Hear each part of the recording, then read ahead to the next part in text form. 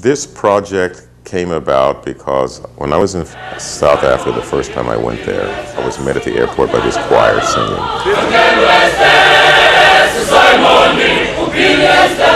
My heart was immediately touched. And so I asked, from where did this school come? And they told me in an area called Kailicha. And it was a Masiili school. They were living in the most primitive conditions in which I have ever seen myself in my life. And I thought, these children deserve a chance.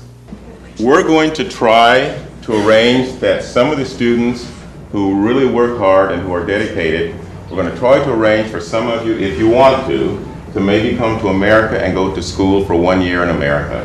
Would some of you like to do that, do you think? Yes! And I thought, there couldn't be a better place than to bring them to Iowa.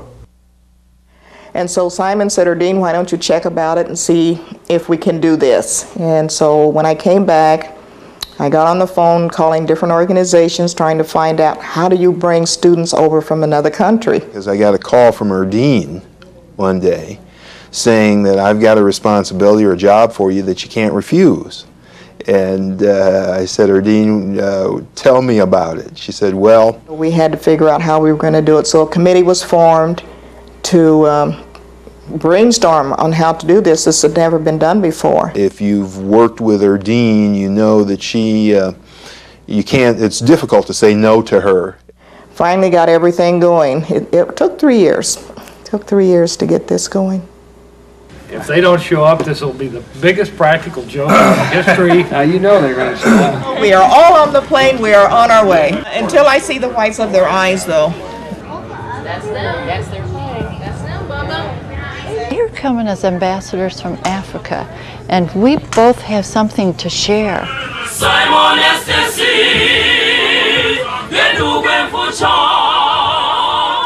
I don't know what it's going to be like, but I'm looking forward to the exchange of cultures. See if we can't just impart a little bit about what we're about, what Iowa's about, what Americans are about. Simon Estes,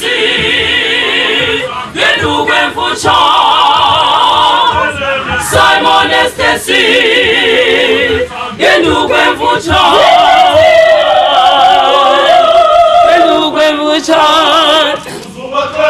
Simon Estes, Gedu Kwemfucha, Simon Estes, Gedu Kwemfucha, Gedu Kwemfucha, Gedu Kwemfucha,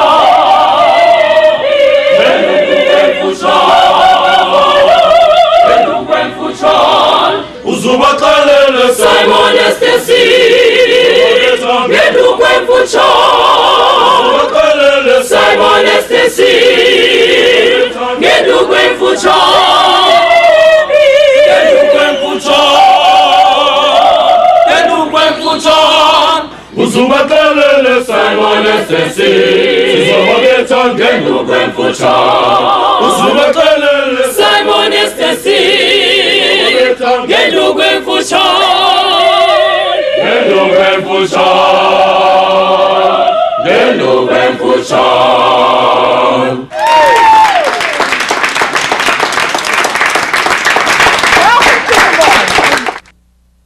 What's your name?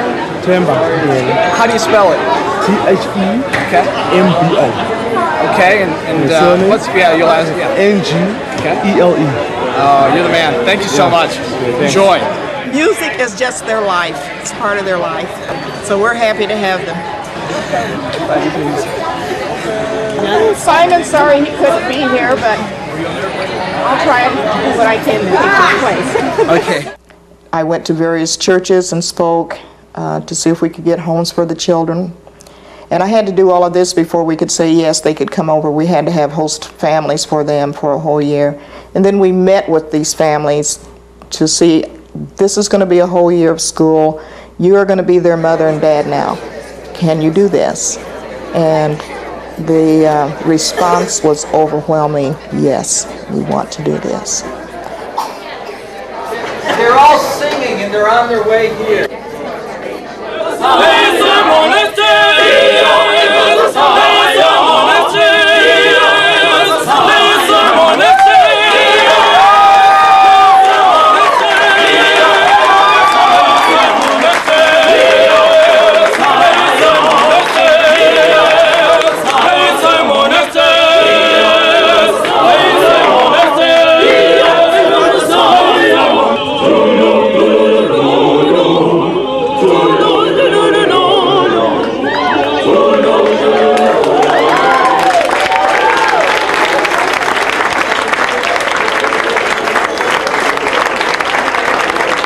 all for being here tonight. I must say that it's so good to look out and see you all. This is a very special moment for me.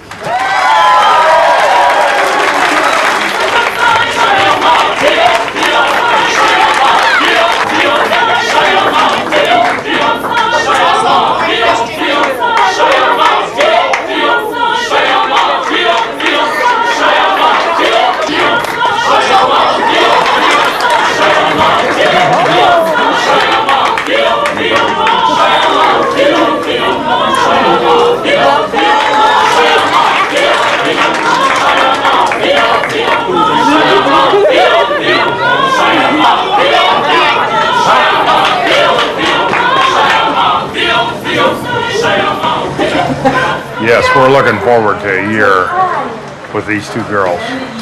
We will probably learn a lot more than the girls will. There's a tremendously special character here of this project because of the lack of means of the students, the number of students coming from one place, the number of them coming into a locale where they would have to be supported by the host families and the schools and the others that are providing the needs and necessities of life for them. I think those aspects of this project are highly unique. We didn't realize the extent of the financial commitment. Sure, we put together an initial budget and we're talking in terms of $70,000 or $80,000 that we would need to obtain to buy medical insurance, to bring them over here, whatever. We then went to the community, and the community responded really very well in terms of asking for contributions to try to support these youngsters. Different Rotary clubs really pitched in, and each Rotary club made contributions to this overall effort. Rotary International believes that we can make this world a better place, and we can make it a better place by making the world a smaller place, by understanding different cultures, by understanding different people. But that's what I wanted to talk to you about. Everybody that came to the committee had something to offer. Why don't we get started? The committee's mixed, black and white, so it was a great mix of cultures and ideas and backgrounds and professions. Paper night, lots to talk about. So although there were differing points of view, there was always, I think, great civility and a mutual respect by the committee members and a mutual appreciation for what each and all of them were giving. Most members of the committee kind of questioned their sanity from time to time, but I think all members of the committee accepted it as a challenge. When we were told it'll never work, we found a way for it to work. And so I'm pleased as Governor of Iowa to welcome you here. I think you'll find Iowans to be some of the nicest and friendliest people you meet. And if they're not, I want you to let me know. And I certainly hope that you get a chance to spend some time at the State Fair here in the next 10 days. So on behalf of all of the people of Iowa, I want to warmly welcome you and say how excited we are to have you here, and we hope that it is a both educational and enjoyable stay for you. Thank you very much.